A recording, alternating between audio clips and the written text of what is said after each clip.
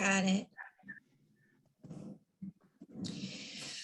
Okay, well, I've got 10:47, so if we want, we can, there's Daryl and Rebecca. Daryl went to go use the restroom, so he'll be back momentarily.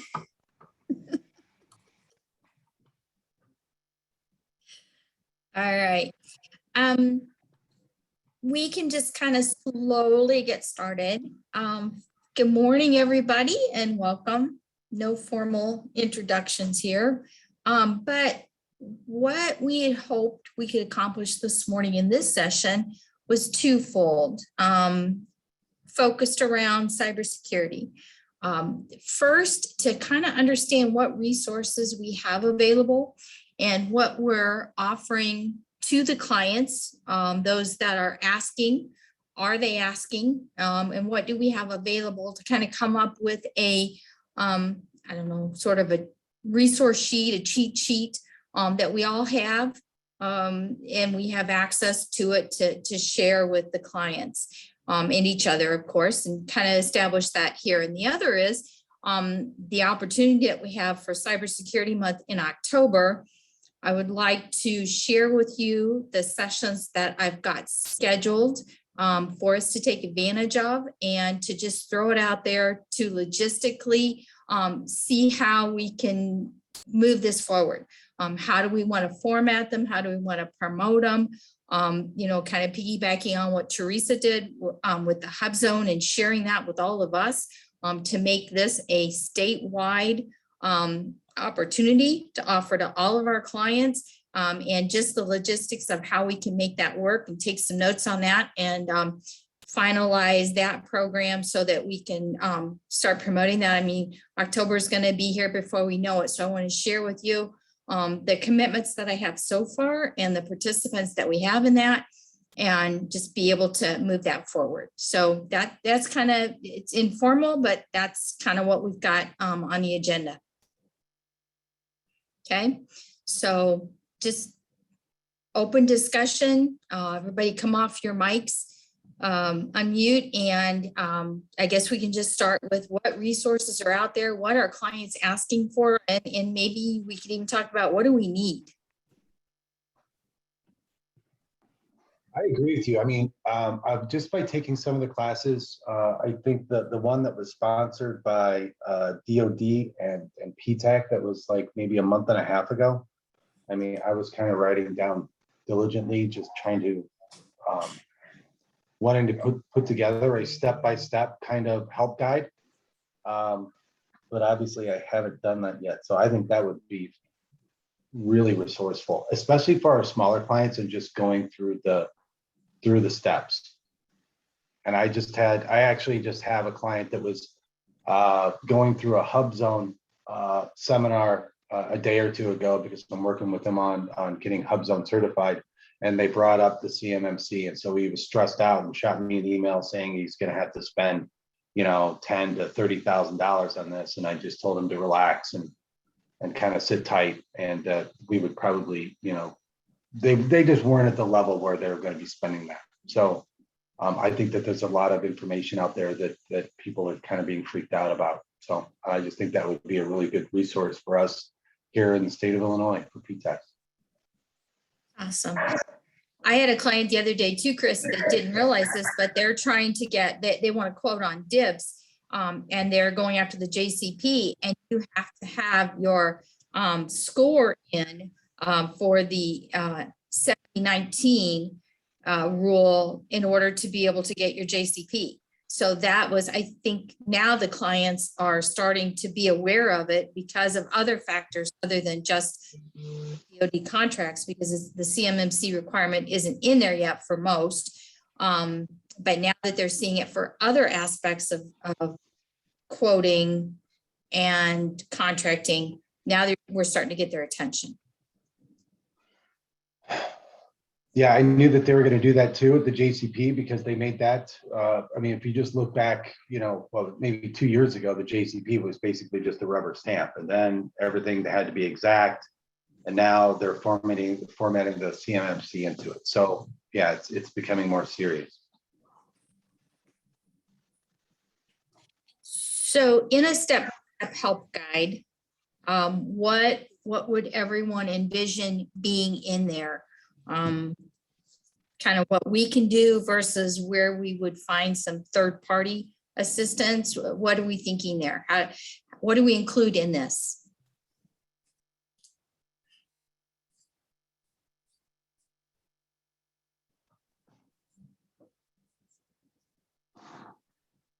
Thoughts?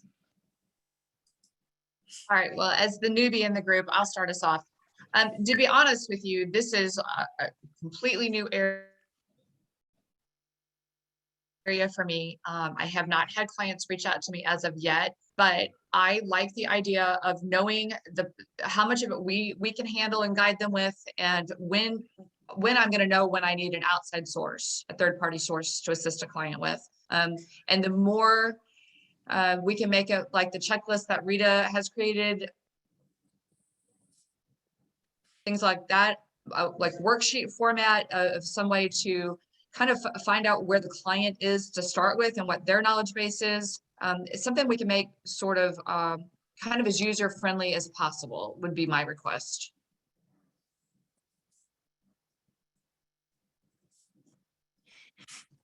Great thoughts, Michelle. I caught it up until determine where the client is, and you said something after that. I'm sorry, I missed. No, that's okay. I'm just my thought process is to try to make this as user-friendly as possible.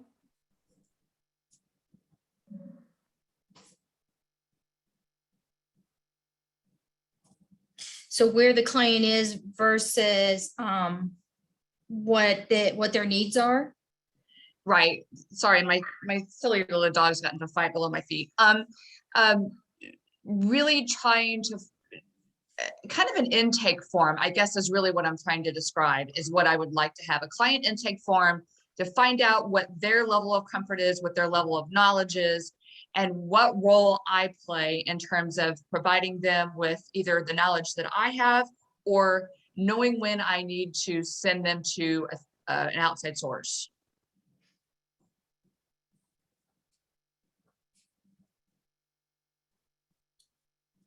Great, thank you. Hey, Daryl, I'd like to put you on the spot for a minute if I could. That's fine.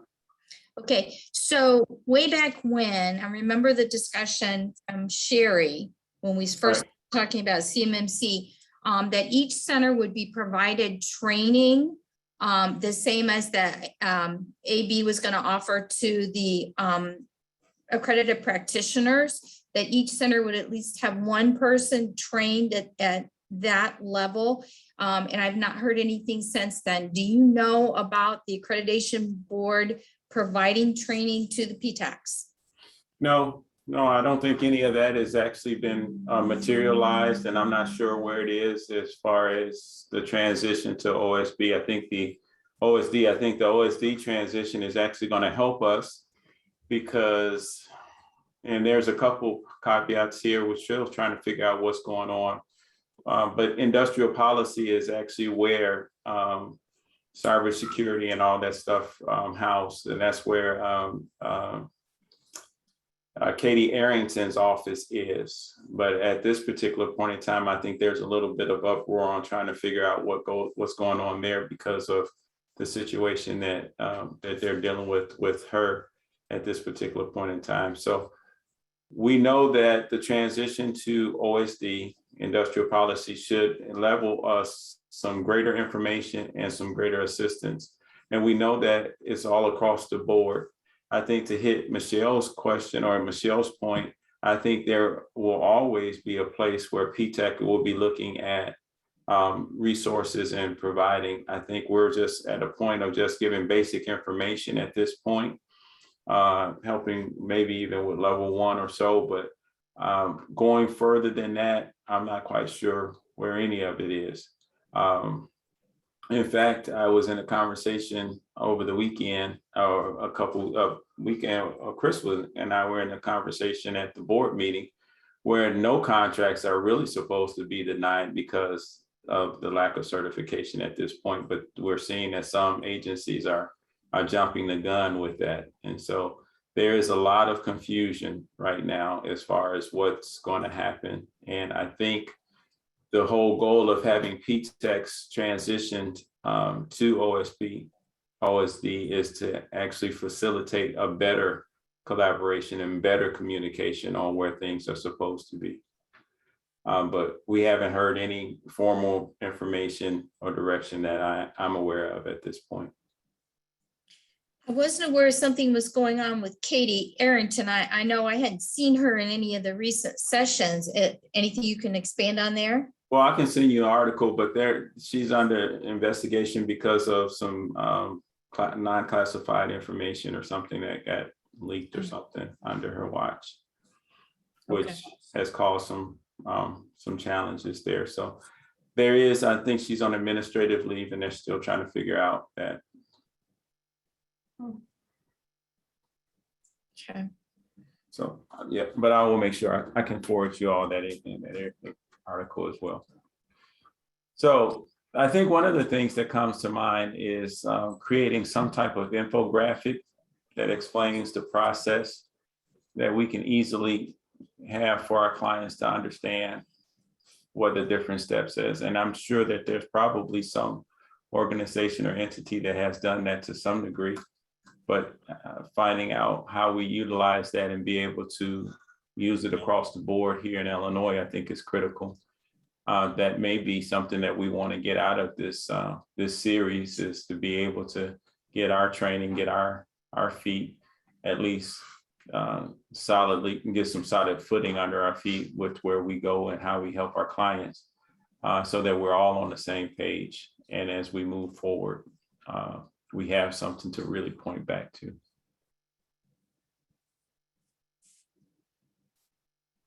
How are you all doing it now? I guess that would be a question that we should ask, at least around the board. We see a couple people have not been actively involved. Their clients are not ready, but has anybody had clients that are doing business with DoD that have had issues or questions and concerns? I have. I've had quite a few actually, and the bigger concern is how are they supposed to afford it? You know, the reality to all of this, and I've said it before, is the first thing they need is a system security plan before you can get CMMC. I have a problem with a non-technical IT person being able to create it to the level it needs to be for cybersecurity protection and vulnerability testing and blah, blah, blah. So step one, yeah, you gotta, so I create an email and basically it says the ASPRS has to be done. You need a system security plan, then you move into CMMC. Kind of give them a guide. Am I locking up? No, you're good.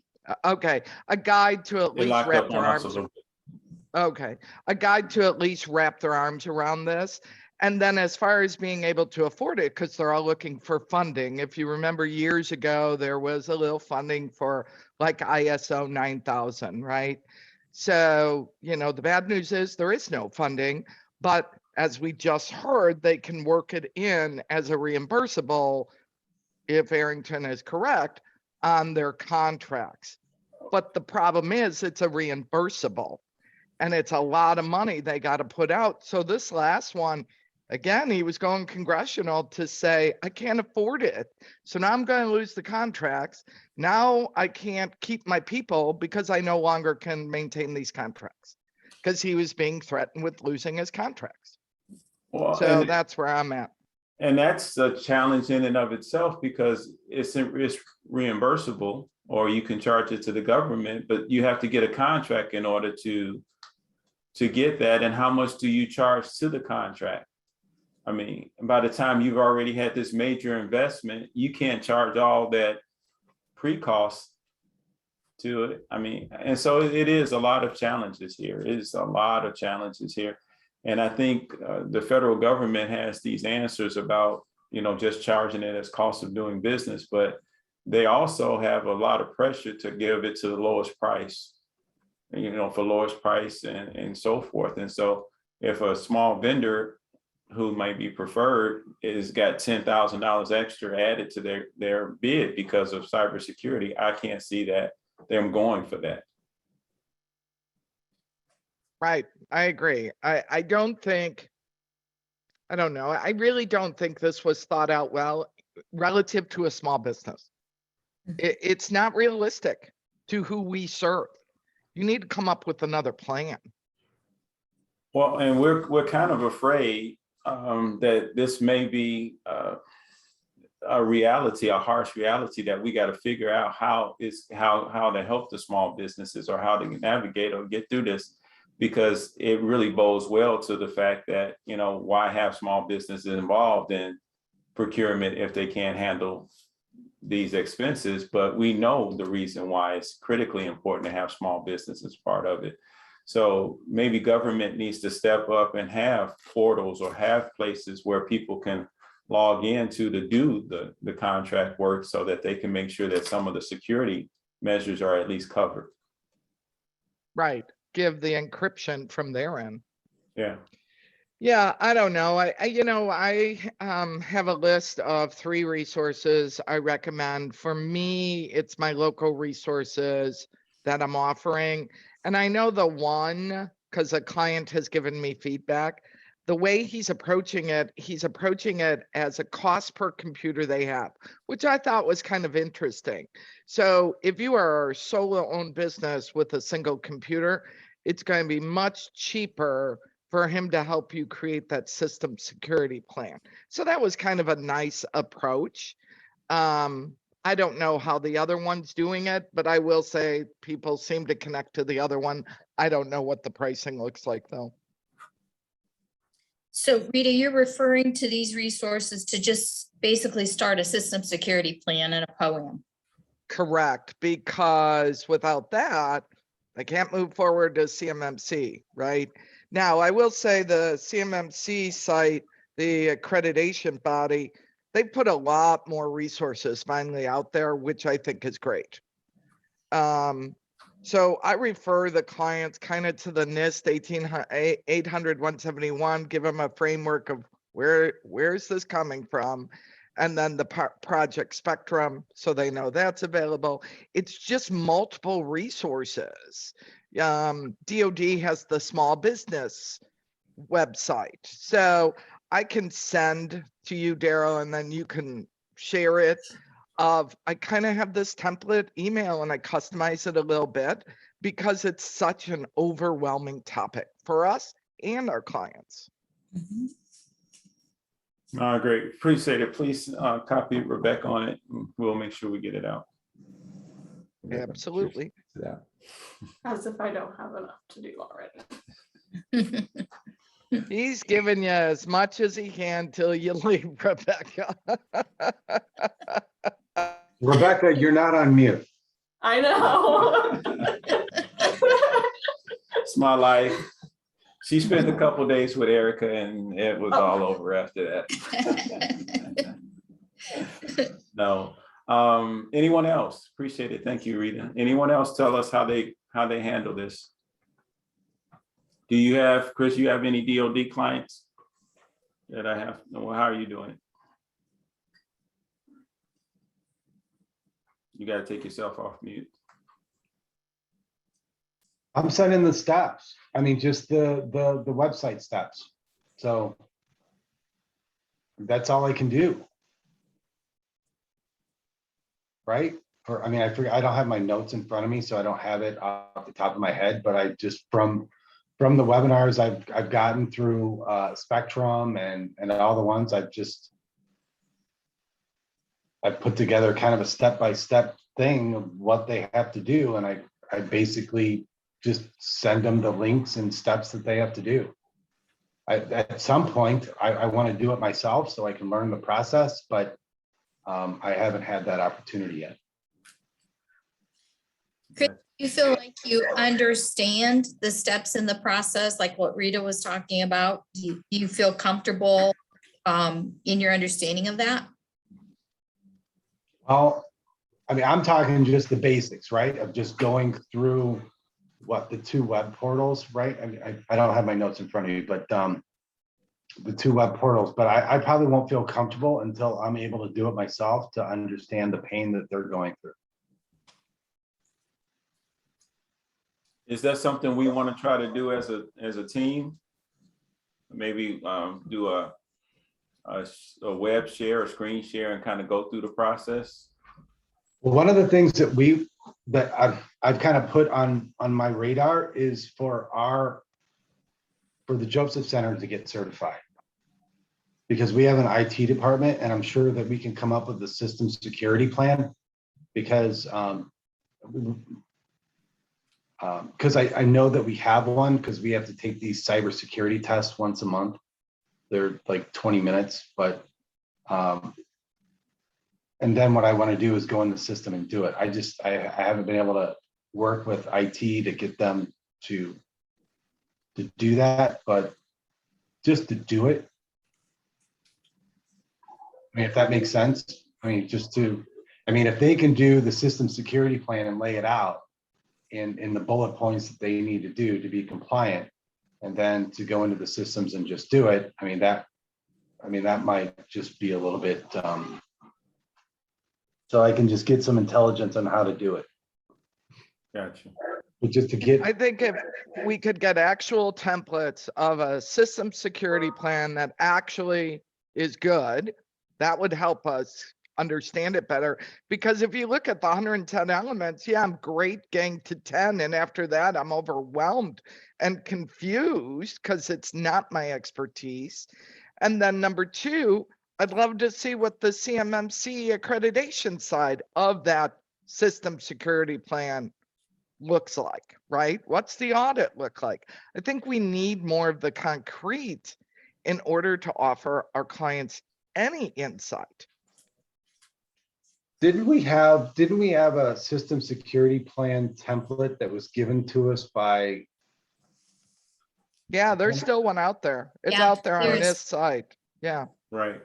Wasn't that at the ISBGA conference 2 years ago, or was that at your place, Kelly, where we did that cybersecurity thing in Bradley?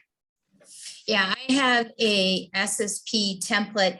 I got it from someone. I don't think I created it myself, but there was one from one of the sessions that I took that I used as an example in one of my sessions that I did on the interim rule. On the NIST website, there is one for small business. I remember looking at that. That wasn't like user friendly, if I remember.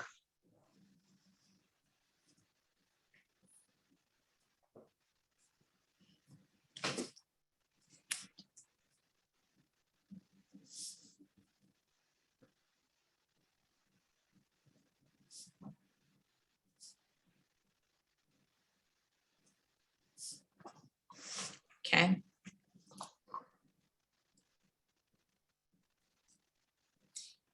Any other thoughts?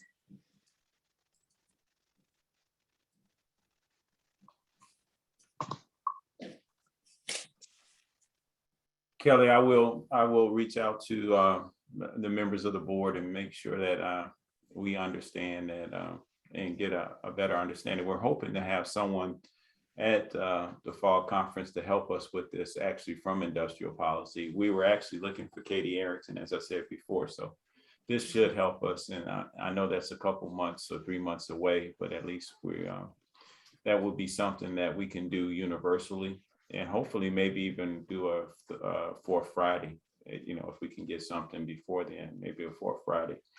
Just to give you all a heads up, the fourth Friday we just had in July was for the surety bond program.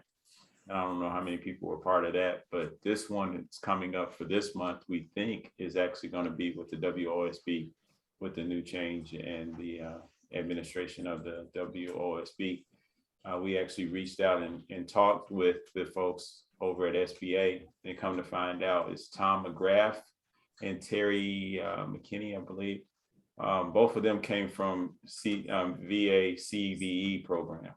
They came from the CVE program, and they're trying to bring in the elements from CVE over to SBA for the WOSB program. So we're excited about that, about them coming over. The good news is that they're there and they are very capable and competent and going to get it straightened out. The bad news is that it's a pretty bad mess right now. Yes, it is.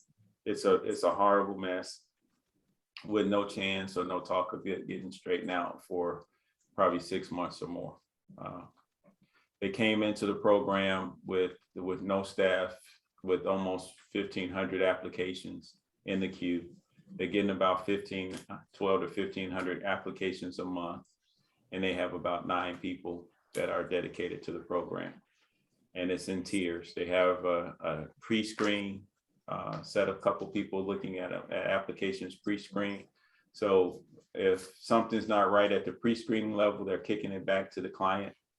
If it's get corrected and it goes past the pre-screening, then it goes to the screening staff. Something could be found at the screening staff, it gets kicked back. And then the third is actually the evaluation process. And so at any level of that, it could get kicked back, and you're looking at several different people looking at the process. And so keep your eyes and ears open for that 4th Friday webinar that's coming towards the end of the month. And that should give you some good information on that. And we're trying to do the same. We'll keep on trying to push for something similar for CMMC, because some of our PTACs are pretty excited and have a better handle on what they're doing or how they're working with it. And others are just like us that don't understand what the goal or, what the direction DOD is going in with it. Because, and I've heard it from a very competent source on the board, DOD is not very clear. They're not very clear on it. It's opened up a Pandora's box. The primes, of course, they have the resources. They can charge the federal government. They can, we just had a wonderful session. Not sure if he understood exactly who he was talking to, but he had a wonderful session with Ruffin that talked about being able to identify costs. The big guys can understand how much cost is associated and over across all of their government contracts, they can, determine how much to add to it to be able to cover those costs. But the smaller ones, they're going to find themselves in a precarious situation trying to cover costs for cybersecurity on the contracts that they're trying to win. Anyone else?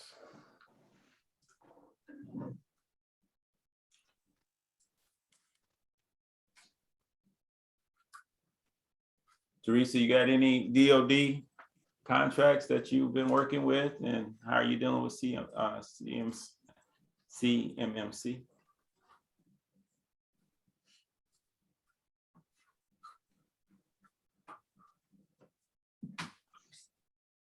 I don't know if she heard me. What about you, Angie?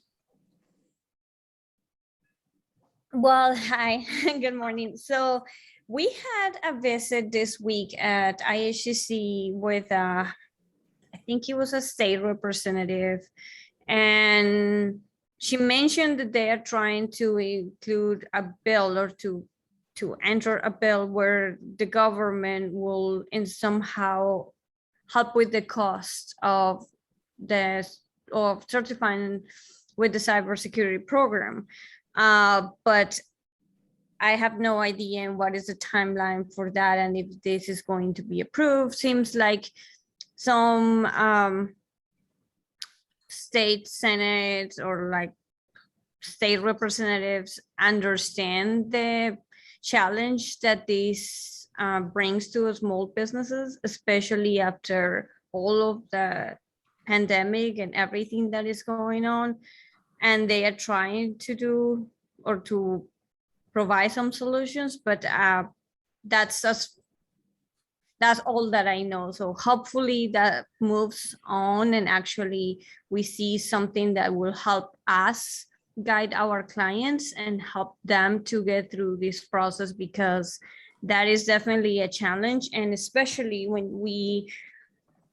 we talk about Hispanic community, sometimes we have businesses that are already doing government contracts, but unfortunately the cybersecurity piece of their businesses, the education is really low, and it doesn't seem to be on the top priority for them, and for many reasons. It's a cultural thing. It's a lot of education. I had a business earlier this week visiting me and telling me that has visited several PTACs, and they also help them with the login. So she's basically spreading the login information for SAM.gov to different people. And I was trying to explain to her how this was like a really bad practice, and not putting it in that way, but in nicer words, that she was basically putting herself at risk. And they get frustrated, they think that we don't want to help them, or we don't want to do the work for them. But that's the reality. It's a very challenging topic for a lot of small businesses. And then when you go to minorities, I think the challenge is even higher. So that's been my experience with this topic. Hey, Daryl, can you hear me now? Yeah, we can hear you. Okay, I've dialed in. I dialed in because I was having problems with connection, but hopefully all's fine. So my experience with DoD, I haven't had clients go beyond level 1 with cybersecurity, but the thing I'm having a hard time with is, as PTACs, we've been going through training for the last several years, and we still don't have a full grasp of it. So if I put myself in the shoes of the small business, I can only imagine the challenges that they're and the overwhelming feeling that they have when trying to be in compliance with cybersecurity. That being said, all of my DoD clients are at a basic level.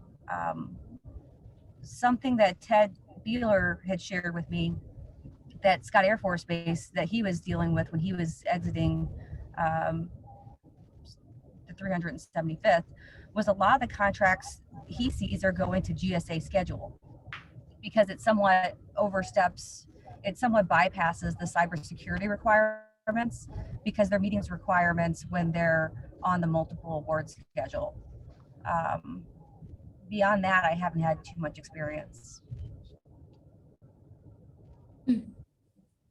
Strategically, that would be smart from the DoD side, and that, so GSA is about commercial off-the-shelf purchasing, right? If it's available in the marketplace, should be on GSA so government can get access to it. DoD has always said, what we need is more specialized. It's not necessarily commercial off the shelf, but if you look at some of what they're purchasing lately, it is commercial off the shelf nowadays. So that's pretty clever on their part not to have to deal with it because they have the authority and the ability to just go to GSA and get what they need. And so pretty smart. But we were told that COTS didn't need CMMC concerns. If it was COTS Correct. and under the Right. micro purchase threshold, CMMC didn't apply. Correct. Right. That is So- correct. They still have a lot of those requirements, but they're folded into the schedules that they are working with and competing with. So what Ted was doing with his particular contracting squadron is they were moving a lot of those frequent items. I mean, it could be consulting, it could be facility management, which is what they did a lot with at that contracting office. So that's where he, and that was a tune that he changed in the last 2 years, where there was a lot of contracts, but they moved them all over to the schedules. Yeah, COTS does not. So cyber doesn't apply to COTS and GSA is all COTS. So if DoD says, I think it's COTS, they can go in that direction. Pretty clever. It is. Because you can have minimal customization on the GSA and still say it's COTS, right? It's just when the customization goes farther, then it's no longer commercial off the shelf. And I'm not I would- sure, I think you've got the, oh, sorry, go ahead. I wish they all do it and then we don't have to deal with it, but that's not a reality. Go ahead. But that's a pretty big bulk of what we do with our particular region that we serve. And I think I heard a ding, so I think Daryl, you got the the file that I sent. Over the last 2 years, I've been compiling cybersecurity resources, good and bad. I'm not sure how to share that. I guess I could upload that to Center Connect or the Google Drive. I'm not the best at doing that, but it has the checklist and the POAM in there that I find it somewhat user-friendly, where you answer yes or no and it takes you to that particular requirement. So I think I might have shared that with you, Kelly, as well, since you were facilitating, but I'd be happy to share that with the whole group if they'd like. Yeah, Teresa, that would be great if you would send that. Daryl, do you want that to come to Rebecca? You can send it to both of us. You're gonna get me in trouble. I'm sitting in a room with her. Thank you, Teresa, for offering to share that. I just forwarded what Teresa just sent. Okay. Well, I thought I did. Obviously, mine won't do it.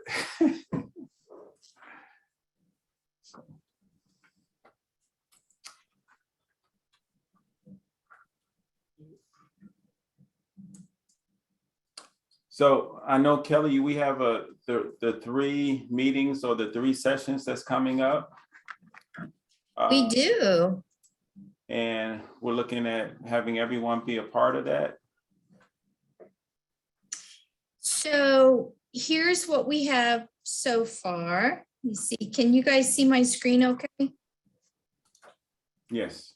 All right. So Wednesday, October 6th, we have, again, these are working session titles based on discussions with the individual presenters, but we're going to start with an introductory look at the development of CMMC, so some background.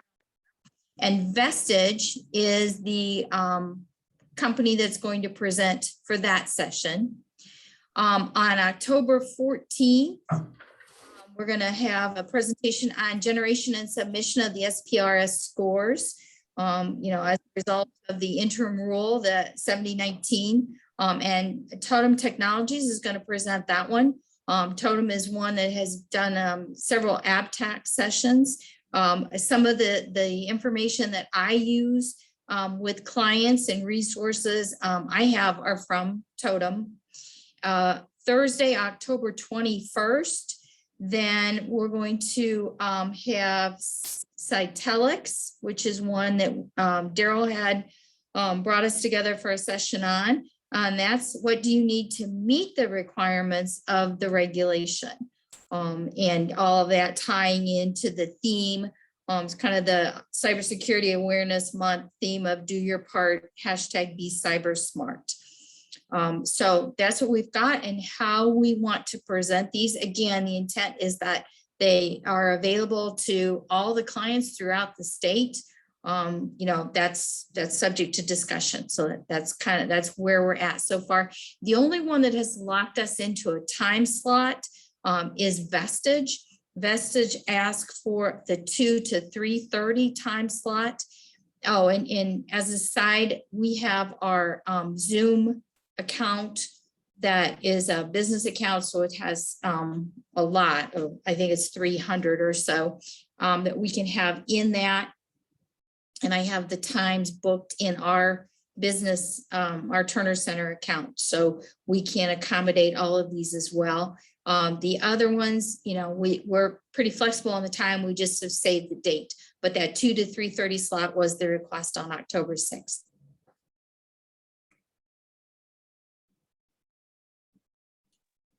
Great. This looks really good, Kelly.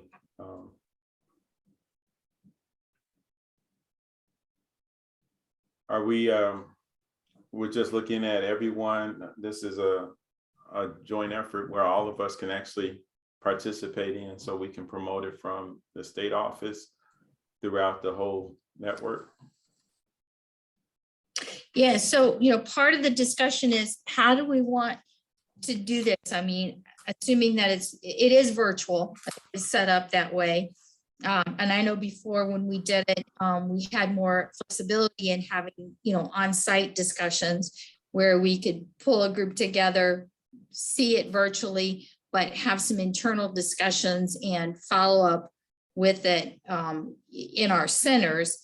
I don't know that we're going to be able to do that, but that's a thought. Do we want to ask them to have some one-on-one with the clients after their presentations? That's something I haven't discussed with them, but that's something we can internally discuss. We want to ask them to, if they're interested in having some more individual client discussions. Everything's on the table. The only thing that is committed to right now is the topic, developing topic, and the presenters.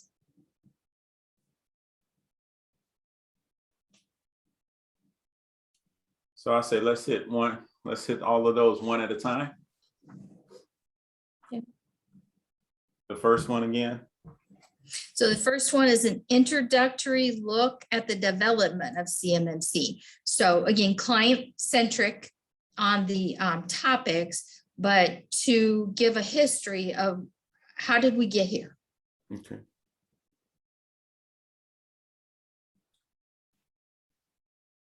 I think a lot of that stems from, as Rita mentioned, the introduction way back in, 2015 of the NIST 800-171, the vendors, the DIB basically saying, yeah, we're doing that. Yeah, we've got an SSP and a POAM, and an audit by DCMA saying, maybe not. Maybe you're telling us you do, but we don't know that you really do. So the development then of the CMMC to have that verification at some point that, yeah, you can't have a POAM anymore. You have to have it all done. So to really, and then the interim rule in between that says, well, at least you got to give us a score that documents some of what you've done and where you're at. Even if it's a negative score, at least we know that you've looked at it, regardless of the fact that you're potentially just pencil whipping. Yeah, we're doing the NIST 800-171. And is the 800-171 really appropriate at all levels? The level 1 of the CMMC does not take you all the way to the NIST 800-171 requirement. So that's a lot of, I think, what they're going to cover in the first presentation. Sounds good. And I think you actually had a list of how we're going to do this. Are we going to look at all of them together, or we're going to try to divvy that out on each one of them, or we can? I think I'm going by the list that you said about working together to market it, to determine how. Again, can you give us that list? I apologize. List. I'm sorry, Daryl. List of what? How are we going to work together to get it accomplished? Well, that's what I'd hoped we could do today. That right. The center of this discussion was, what do we do with this now? Right. That's what I'm sorry. That's where I'm hoping that we'll move into now. Yeah. Everybody actively involved in that.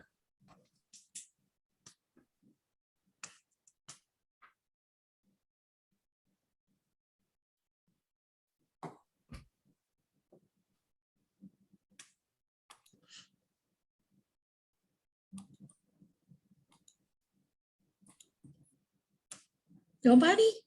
I was gonna say, everybody's quiet. Come on.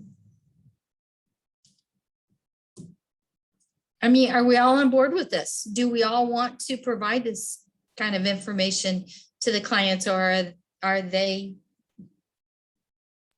interested? I'm good with marketing it and sharing it. Absolutely. You know what? I think like anything else, and it was said, we've had so many trainings at this point. It doesn't hurt to have another one. Every time I hear something and I finally go, oh, the light bulb goes on a little bit more. So I think it's good. I agree with Rita. The more times I hear things, the dots are starting to connect more and more. This is also confusing and new. So yes, I'm completely on board with all the trainings I can get my hands on. My brain is swimming already, but we just keep moving through the information. And at this point in time, I don't have clients that are asking for this information, but I know that it's coming. And I would like to be prepared and be able to guide them. But until I can wrap my brain around it, I don't feel comfortable with being able to guide them. I just don't want to have a training that I'm forwarding to my clients and all of a sudden, they come back and they're like, oh yeah, they gave us really good information, but they're pitching us on buying their services. That's the only thing that, I try to, distinguish it as much as possible. Hey, gather as much information from you, but you're in tier 1 status, you don't need to pay for a service. So, I just don't want people to have the takeaway that, oh yeah, it was great information, but I got to go spend $15,000 with one of these companies. Yeah, that's a great point, Chris, and that's always a concern when you have a third party come in and do a presentation. I try to be clear with them. Hey, we don't want you to sell us something. We just want you to educate. It always gets slipped in, unfortunately, but yeah, I will. Yeah, I'll second your point there.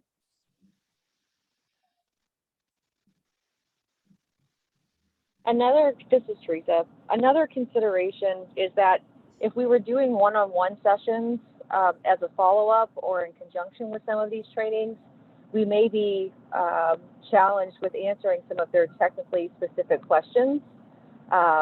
And then if we would be able to have access to those presenters to be able to field questions. And I understand and appreciate Michelle's sentiment on this being such a new, well, I guess it's really not new, technical subject matter that we would be able to answer their questions in the way that they would need to be able to get their certification. So Teresa, you're thinking one-on-one sessions with us versus, I was kind of thinking one-on-one sessions with Vestige and Totem and Cytelix. Is that something that you might be interested, or you think clients might be interested in?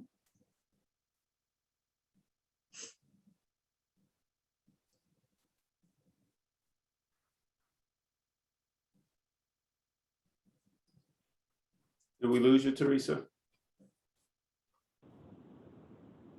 I just have a problem with this mute and unmute. I'm sorry. So if you were, I guess I was somewhat thinking about how we did the Hub Zone or the STIR collaborative training sessions. And if we were doing the one-on-one as a follow-up, I guess I'm somewhat in question of how we would be able to do that and feel comfortable in fielding their questions, or if we would just be able to have access to those presenters. Like what they did with STTR is they had a subject matter expert that was funded through U of I. And afterwards, they had 2 days that he was devoted to providing counseling and one-on-one assistance to their specific issues. Because the challenge when you're doing a presentation at a very broad level is that there's lots of technically specific questions that they have that would be to their particular business interests.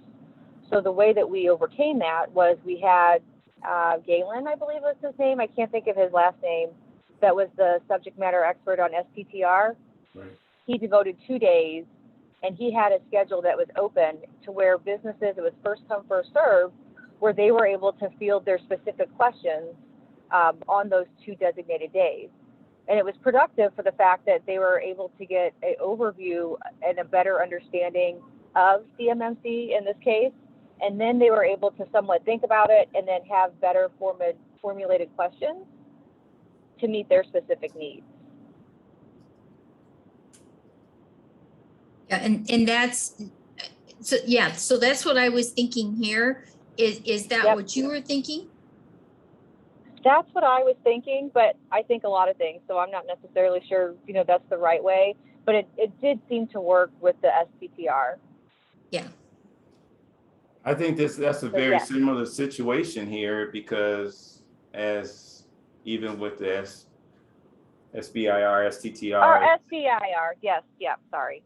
SBI, well, yeah, this is a similar situation here. Is that gets us a little bit out of our wheelhouse and our comfort zone dealing with the technical issues on those. You all know the process of the proposal writing and so forth, the mechanics of that. But when you get into the specifics, it does get to be a little bit of a challenge, and having those experts able to handle those questions, I think is really important. And so, yeah, Kelly, if we could work with them to see if they would be willing to give us a space of time afterward. If Vestige, Totem, or Cytelix would be willing to work with our clients, or those who have a special code or some type of follow-up immediately after, they will be willing to work with them to give them some basic instruction or some assistance. That would be phenomenal. And what would even be better, I don't know if you all would be willing to do it, but what would be better is even if it's your client to actually be a part of that, you know, so you can get a little bit more understanding of it if that's something that you all are interested in.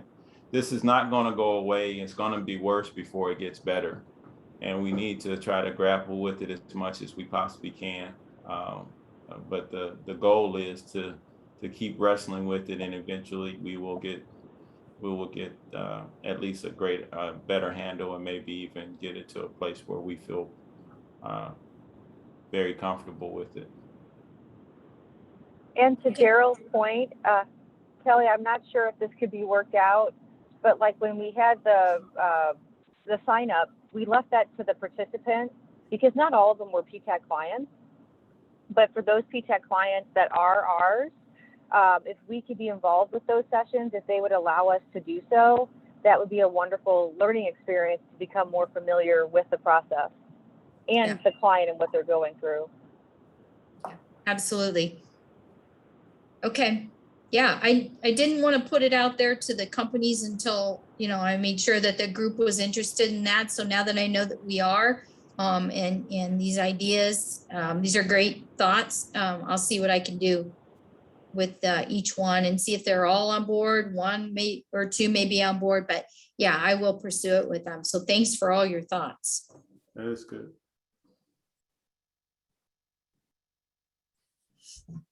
So date wise, anybody see any concerns about any of the dates that, and again, these dates were determined A, by spreading them out, obviously to make it a series, and B, by the availability of the presenters. So.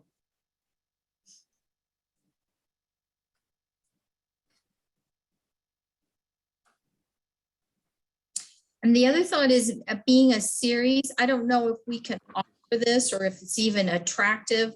Can we do, we've been doing LinkedIn badging through our center for completion of certain professional development type of things that we've done.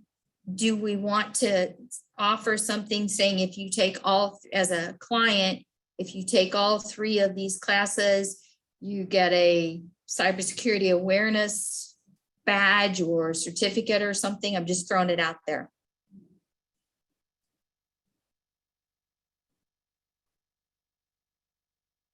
I don't think it's a bad idea.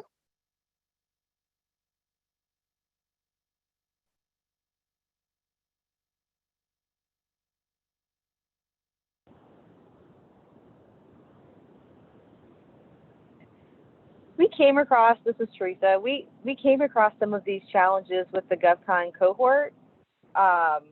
It seems the badges are a popular thing. I'm not sure if any PTACs are using them now. At least with Illinois, I'm not sure if any of our centers are using them. But it seems to be a thing that's catching on with DAU and some other cohorts that are going around.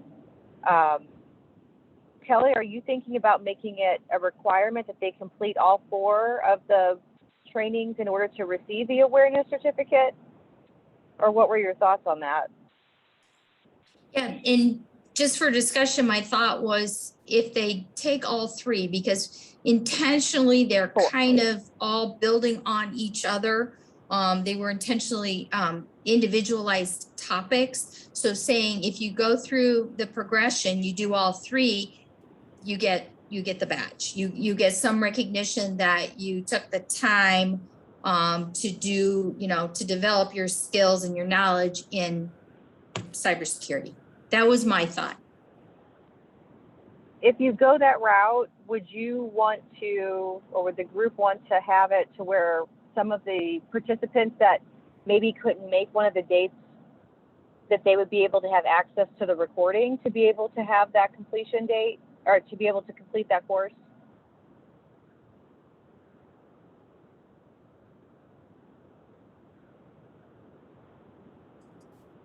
Yeah, I'm fine with that. I mean, I think the premise would be, just getting the information out there for the client benefit, how they get it.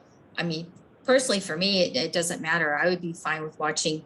If there was a way to, though, Teresa, and we deal with this all the time, if you have something on demand, can you still track? The client would still come back through you so that you could track that they viewed it, so that Right. you promoted it to them. If we could do that, have each center then control who's getting it, that might be a benefit. I mean, this is for their own benefit. I mean, them getting a certificate, from us isn't accomplishing anything for them. So, I mean, it's ultimately the CMMC certification that they need. So, they attend 2 out of 3 or 1 out of 3 or whatever it is, or 3 out, I mean, it doesn't really matter. Well, it doesn't do them any good, or they don't need it. They like it.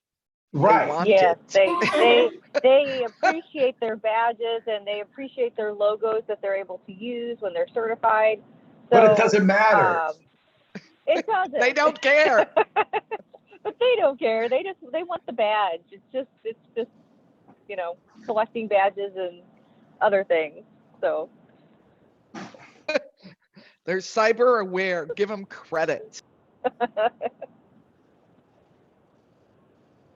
mean, but that's what, in my opinion, that's what DoD should do. I mean, they should be utilizing this as a DoD sponsored training, and then almost like TKO training, right? So you could take these trainings and trainings and trainings, and then they can implement it. I mean, instead of just having, that's the course they should have taken, I think.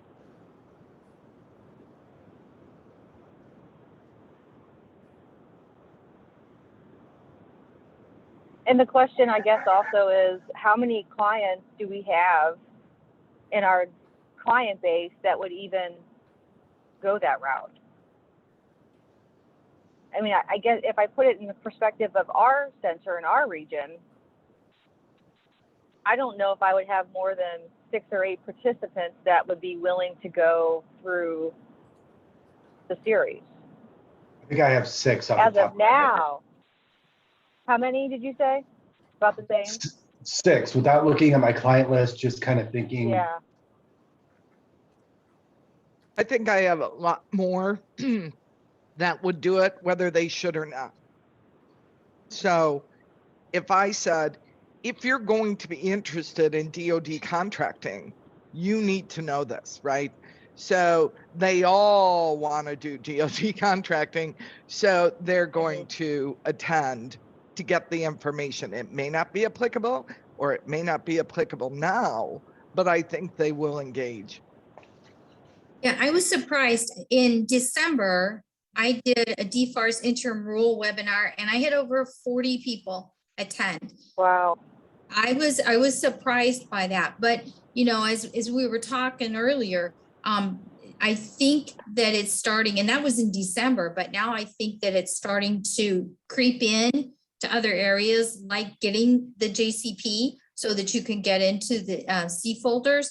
You have to have that SPRS score in there to be able to get your JCP. So now I think it's finally, I think before they were like, I don't have to worry about it. It's 5 years down the road, maybe in a year or 2, but I think now the inevitable, as we said, is approaching. So, and you're right, Teresa, they may not do all 3.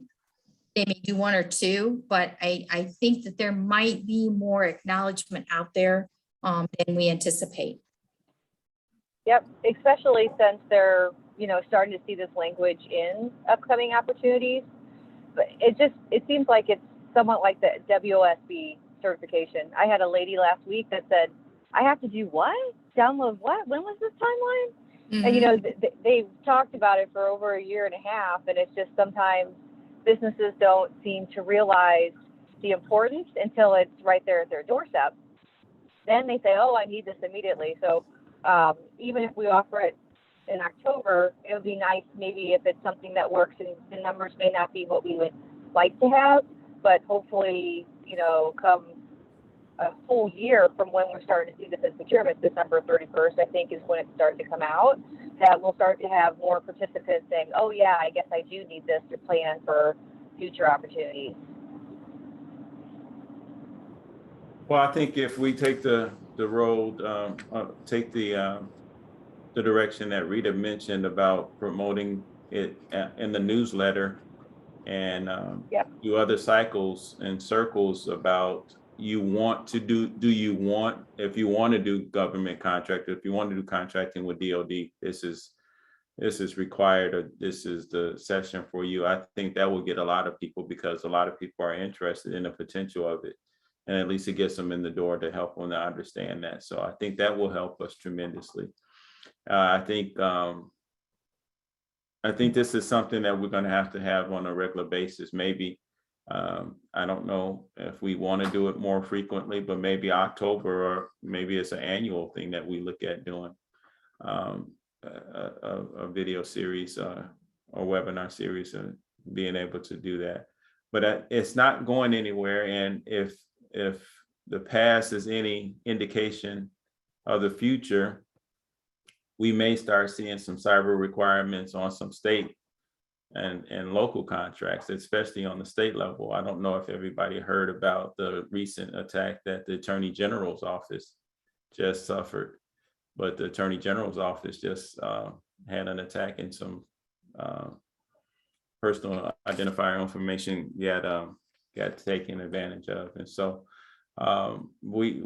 it's going to be more and more prevalent, and if we're going to help people with government contracting, it's almost going to be one of those necessary things like bonding or any other issue that we have.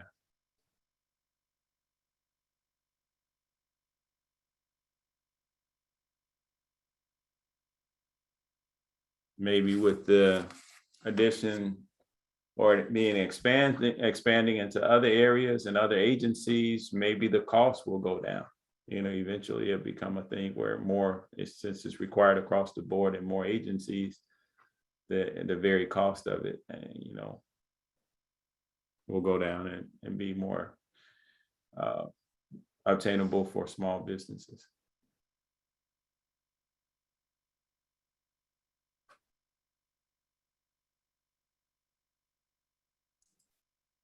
So I think what I heard was that, the badging may be attractive. So I'll go ahead and pursue how we can do that. Promoting, before when we've done this, each center has had their own registration links so that we could keep track of who is going through our centers. Do we want to do that again? And I'm not exactly sure how we did that before, because Amber was like a goddess in that and got that all set up for us. So I would need some help if that's the way we want to go. So I'm open to some thoughts on how we do the registration for this. I actually could do the e-center if you want to do it that way. That would be awesome. So going through, Thank you, Rita. Thank you, Rita. Yeah, it's just at the point of needing the description, the dates, the details, and then we can push it that way. And then, of course, Daryl knows this story. Make sure to follow the fine print of the weekly connection of Mark Petrelli, so he'll put it in there. Well, I'm being facetious and snarky. Well,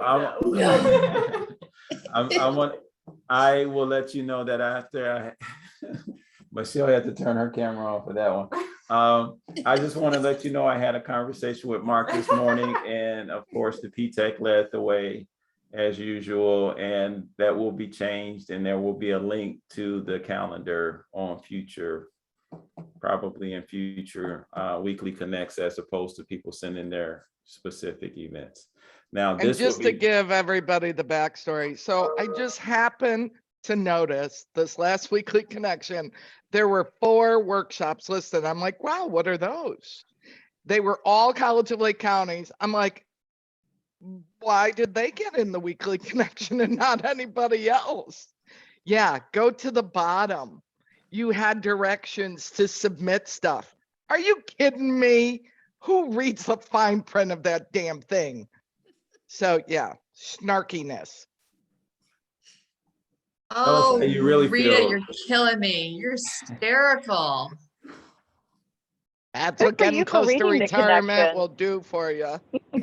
Oh, normally I don't, Teresa. Give me no credit. It was accidental.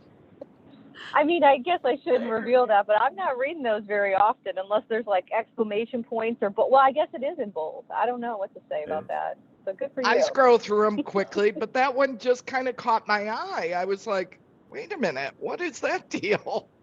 We're all doing things. Why isn't it all in there? Well, I think this is worthy of something that can be promoted in our newsletter and in the weekly connection as well, so that our partners throughout the network from the SBDC side will help promote the word. So I think this is a good thing. This is the type of thing that should be highlighted, not just individual events, but this is something that all the PTACs are coming together to do a cybersecurity month or a cybersecurity awareness month. So I don't think we're going to get any pushback, and it should be highly promoted. Speaking of pushback, Daryl, do you know if we're going to have any challenges with marketing this event? Now, Like well, there's a couple things that subcon cohort. there's a couple things. One of the things that is the fact that it's in October. As of October 1, is our understanding that the program is supposed to transition from DLA over to OSD, acquisition and sustainment, industrial policy, specifically the Office of Small Business Programs. And so I'm really excited about that. And so Teresa brings up an excellent point. We're meeting next week on with the program managers from all over the country to talk about metrics. You know, right now there's only 3 metrics that DLA has. That's new clients, counseling hours, and events. Participated events are the 3 metrics that we have to report up to. We report a lot up to DLA, but the only ones they hold us accountable for or based our grant award on or our grant on is those 3. And a lot of people have problems with those because they feel like it really doesn't tell a story. It doesn't tell a story. You know, there's a lot of time, and especially when you do a GovCon cohort or do you do other types of events, there could be a lot of time associated and hours associated with an event. And so there's a lot of different questions and thought. So next week, we're going to be meeting with the program managers to start talking about metrics that we think are really important or we should start looking at instead of necessarily those 3, limiting to those, being limited to those 3, what metrics really will help. Now, we know from Farouk that Farouk is really looking at getting more information from us, wanting to tap in to make sure that whenever there's a need at DOD for a specific type of company because of a cyber threat or because of security or something of that nature, or because just to make sure that the warfighter is ready and prepared, they want to be able to look through our database of clients to find out a company that is has a special niche that will be able to help the government fulfill its obligation or fulfill what it's trying to do. And so there's all kind of talk about potentially opening up our clients directly to DOD so they can actually help us to be able to help them. They can know what type of clients are reaching out to us and letting us know what type of clients they're really needing to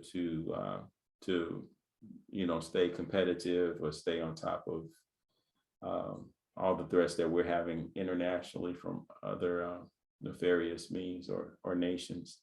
And so I'm excited about some of these things, but it's going to be a whole new world that we're operating in. And so we got to make sure that we're putting ourselves in a position to be able to help and serve our clients. That's a long about, that's a Ruta Columbus way of telling Teresa, or answering Teresa's question. No, I don't think we're going to get any pushback as far as that is concerned. We're looking at right now, the terms and conditions for the PTAC is 110 pages. We're actually having a law firm look at, the law firm that's representing AppTech, looking at reducing those terms and conditions down considerably. The terms and conditions for the SBDC program are about 40 pages. It's about 40 pages for the WBC, which is another SBA program, and which is 70 odd pages less than what the PTAC has. So we're looking at trying to put our terms and conditions in a concise way that would actually enable you or give you the flexibility, or give us the flexibility to be able to help clients that are interested in government contracting. Right now, we know that DLA has actually expanded the terms and conditions to be very restrictive on what they consider to be government contracting assistance. Thus, we weren't supposed to help with, we weren't supposed to do a lot of the things that we have done in Illinois, because we understand what our clients need to help, what we need to do to help our clients. They have some issues with, but we'll continue to do what needs to be done. Perfect example is Boost the Business. DLA felt like Boost the Business, PTAC shouldn't have anything to do with that. Completely missed the mark of understanding who our clients are, the potential for our clients, and what great connections have been made, network opportunities and access it has created. Another thing that they have had problems with us is working with municipalities to help them get their sound registrations together. When that municipality call you, typically they're calling because they want to get access to federal funds. When the municipality gets the federal funds, what are they going to do with it? They're going to typically grant it, or they're going to either grant it, or they're going to issue contracts to entities to be able to do the work. And so it's important for us to be known as the connectors. And it's actually on the page in SAM where you register for that. If you have any issues, reach out to a PTAC. And so we're hoping to be able to be listed prominently. In fact, I mentioned it earlier, the CBE, my understanding is that website actually tells if you have any technical problems or issues, reach out to a PTAC. We're looking at doing that same type of language for small business certification, that you have issues. They're not going to be referring people to SBDC, but they want to get people to a PTAC. And establish us as being that connector to help people. So this is actually, we're in a really great time in the history of our program to be able to pull this together. And so to circle us back to cybersecurity, is critically important that we get a handle on this.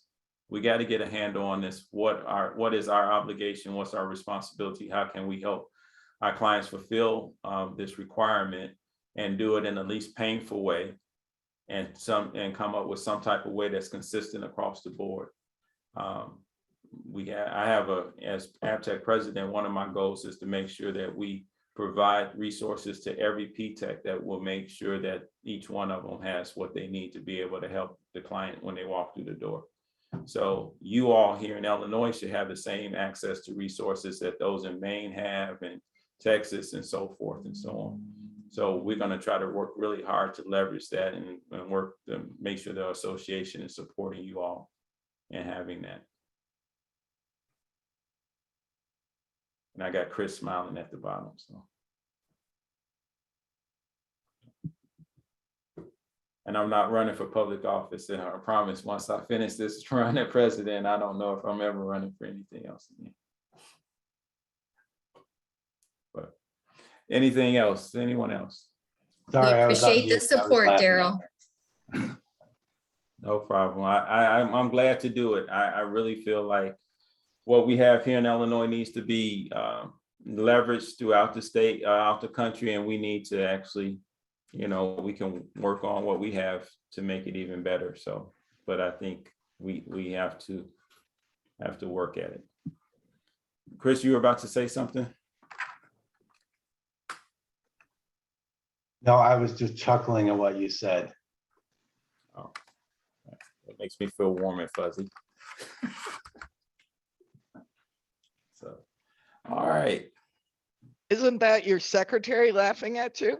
I just double checking. Yeah, that's it. Well, I was laughing that he said, I will never run for another position again.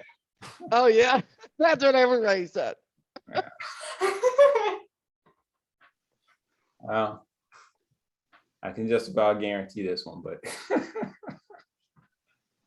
I think there was a motion to extend the presidency term from 1 year to 2 years. yeah, there was some talk about that, and I told Ken we can gladly do that once. We can gladly do that. And so, no, not even once my year is up. What I was thinking of is we can cut mine short and then bring him in early. So, well, Kelly, I think, do we have any more items that we need to do in order to move forward on this? I think we lock down the dates. We got the support. We're going to try to market it throughout all of our individual networks and reach out to our individual clients. Anything else? Yeah, so I've got some takeaways. I'm going to put some meat to this and get that to Rita so we can start figuring out how to get that in eCenter so we can promote it as soon as possible. Put it in the newsletter. Mark will allow it to go in the newsletter. And then kind of work on developing that. Just kidding. I did that for Rita. Work on developing those resources, what Teresa sent and anything else that we can add and put together. You know, the way we kind of introduced it as step by step, you know, what do we give to the clients as far as what our support is and where does that, you know, start and stop, and then giving them the other resources that can take them, you know, past what we can provide. And then, you know, hopefully hearing some more information about training for us and how we develop for what we can provide to those clients. But great, I am very appreciative of the discussion today, all the input. So that's kind of it from this side. Great. Well, thank you. I really appreciate you taking the lead on this one, Kelly. I think this is great, and I'm really excited about this. The more we can do, as Rita said, and the more we engage ourselves in this and the more we go through the different presentations, the more we learn. But I think that the takeaway right at this point is let's start doing some things that are actually that's gonna leverage us some solid ground going forward. So, all right. Well, we got about 10 minutes. Anybody have any questions about any of the things we covered yesterday? I know some may not even have been in the session yesterday, but I want to make sure everybody was good. Yeah, just one thing, Daryl, Rita wants to know when she can get the recording for yesterday's session. Actually, we've already talked about that, and just to let all you know that I already. Well played, Kelly. Well played. I already told Rita that I goofed up and didn't record yesterday. So we talked about it before you got here, so that's why Kelly did it. Well done. Yeah, I goofed up. It was actually my fault because it was my fault. Go with blaming Chris. That is a great world. Well, it was my responsibility to make sure it was recorded since I'm not the host, but I'm the administrator to it. So. See, Daryl. I figured, thank you, Chris. I really appreciate that. I figured they wouldn't leave that responsibility up to me. Yeah. Pushing buttons are my responsibility. And you do it well, sir. Thank you. Ah. Hey, just Daryl, since we're on here and I don't have to communicate with you, I cannot find the PTAC day option, but I thought it was October 21st. I thought it was too. I thought we were looking at the third week of it. But I don't think it was set in stone. No, it wasn't. Ken is thinking that it's the first week in October. To give everybody a heads up on that, during the board meeting, we decided, I think we decided, if Mr. Secretary didn't write it down, so I'm not sure.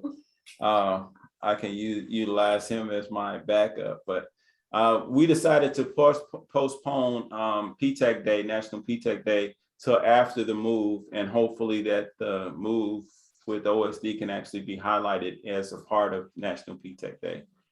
And so, but one of our board members thinks that it was the 6th, and I thought it was the third week. I thought we just moved it because it's usually the third Wednesday of the month. But this would have, if it had been on the 20th, then we could actually use this as our PTAC webinar for the day. But I'm not sure. It's actually the 6th, so we may even use that here in Illinois.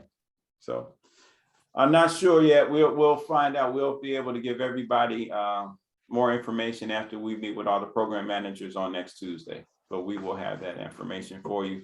So National PTAC Day is, we pushed it back so that we can actually highlight the move to Office of Small Business Programs.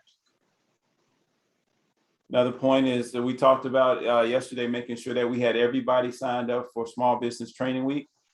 Just want to make sure that we reiterate that we're pushing that.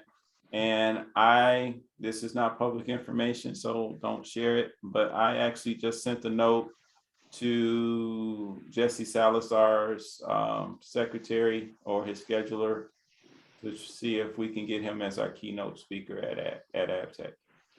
For those of you who don't know Jesse Salazar, he is the Undersecretary for Defense for Acquisition and Sustainment. Acquisition, sustainment, or industrial policy. No, I think he's industrial policy. I'll take that back. He's industrial policy, which is over our office. The person that the Undersecretary for Acquisition and Sustainment was Michael Brown. Anybody remember that name? Michael Brown was being considered for the Secretary of Defense, the Undersecretary for Acquisition and Sustainment, but he withdrew his nomination because of questions. Congress had some questions about his confirmation, so he just withdrew his name. But he is actually the head of DIU, Defense Innovation Unit. And we're really excited about the potential of actually having someone. And so we're reaching out to his office as well to see if we can get someone for DIU to speak at the conference. So, I mean, this is completely different. I don't know if you all can sense the difference, but we have never had an undersecretary speak at ABTEC. We have never had industrial policy speak. These are people who are actually at the forefront of determining the policies for our agency, or our program, and for the nation. The head of acquisition and sustainment, industrial policy, they talk about how procurement is going to be done, the policies that are involved in strengthening the industrial base. So we will actually have people telling us what the vision is for the Biden administration over the next 3 years, and where the energy efforts are going to go, and PTAC are going to be looked at as conduits to get access to our suppliers. Last year, and I know I only have a couple more minutes, but last year with COVID, DoD had complete access to the primes. They did a phenomenal job pushing out billions of dollars to tier 1 primes and middle level businesses, and small businesses got kind of left out in the cold. A lot of that, maybe some of it got trickled down, but a lot of it didn't get trickled down. And so with the transition to OSD, they're feeling like that's going to give DoD access to those middle tier and smaller businesses that we work with on a day-to-day basis. And so they're really excited about it. And so it has been said that DLA did not appreciate the PTAC and kind of worked against it. But these individuals appreciate and understand the potential of PTAC, and they're going to kind of work for us full force. We actually had a conversation where they wanted ABTEC to give a formal opinion on category management. And that's incredible.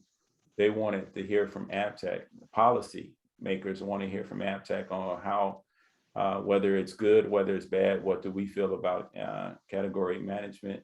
We all know it's bad, but at this particular point in time, ABTEC is just not in a position to give a formal policy. So as we talked about, Chris can attest, as I talked about in the board meeting, it's critically important that ABTEC gets an executive director that can be the voice, an independent voice for the association. We all know it's bad, but at this particular point in time, ABTEC gets the majority of its money from DOD. And so for us to have a policy that a person to speak directly against a policy that DOD is trying to implement from a group of people that are funded from DOD is not prudent or wise.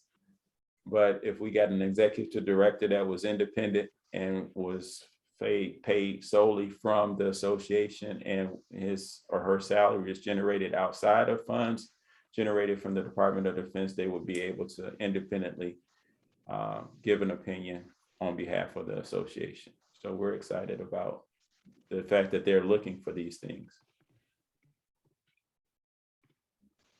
Any questions?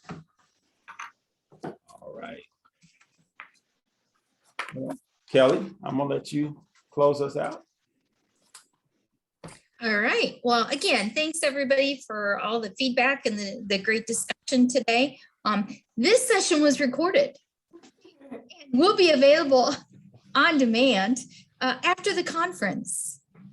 And I would like to thank you all for joining us today. Thank you, Kelly. Thanks, Kelly. It was awesome. You're welcome. you. And with that, we will end the session and we'll see you guys in a little bit. Thank you. Thank you. Bye. Bye-bye.